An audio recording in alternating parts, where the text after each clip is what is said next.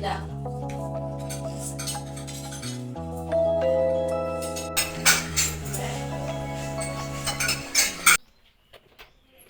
Kayo po ba si Mrs. Arslan? Opo, ako yun. Bakit? May mail po kayo galing po sa mama niyo. Sige po, thank you. Sige po. Dear Eileen, punta kayo dito, anak. Isama mo na din mga anak mo. Mga anak, bilisan niyo nang kumain. Pupunta tayo kay Nina niyo. Sige po. Sige po. Merhaba, Nide.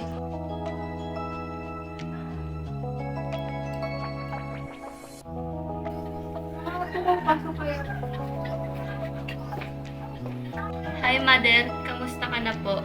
Okay lang naman. Masaya ako na nandito kayo.